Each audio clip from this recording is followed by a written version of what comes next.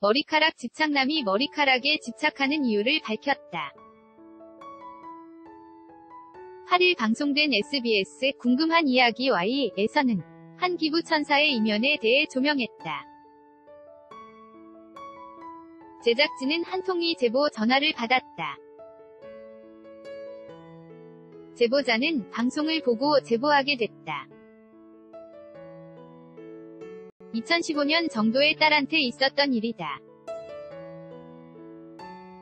길거리에서 머리가 잘렸다더라 라며 머리카락 집착남과 동일인인 것 같다는 것. 머리카락 집착남은 이현준이라고 자신을 소개한 집착남은 소아암 환자들을 위한 가발을 제작한 다며 머리카락을 기부해주면 페이도 지불하겠다며 SNS에 머리카락을 찾는 글을 올렸다.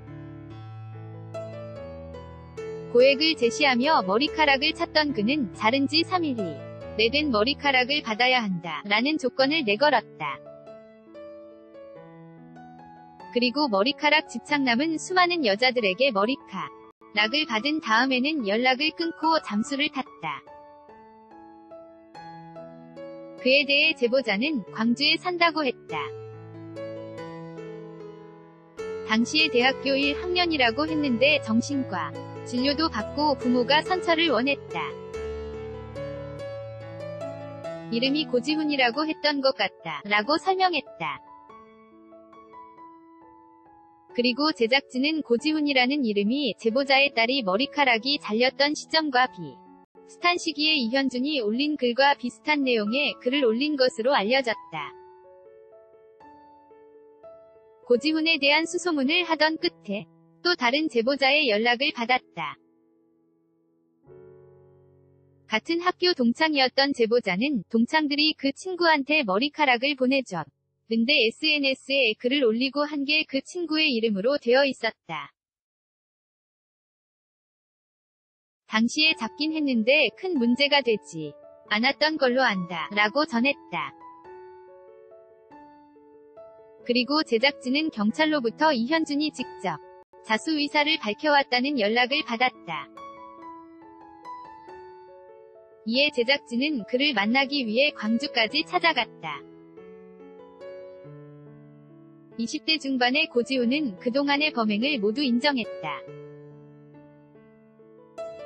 경찰이 확인한 그의 휴대전화 속에는 수많은 피해자들의 SNS 대화 메시지와 머리카락을 자르는 영상이 가득했다.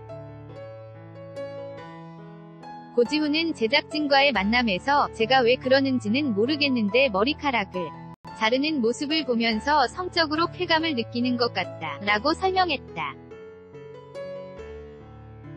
이어 그는 어느 순간부터 그렇게 됐다.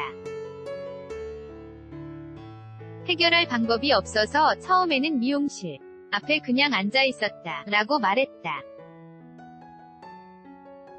그리고 그는 영화나 TV에 나오는 장면들을 보기도 했다 라며 이후 SNS를 통해 머리카락을 수소문했던 것으로 밝혔다. 그리고 이 일로 두세 번 기소유예를 받은 것으로 알려졌다.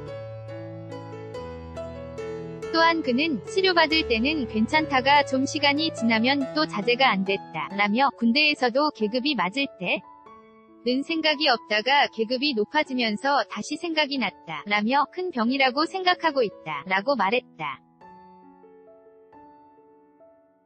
직접 머리카락을 자르면 쾌감이 더 크다는 그는 최근에는 머리카락을 자른 전후의 사진만 봐도 흥분이 된다고 말했다.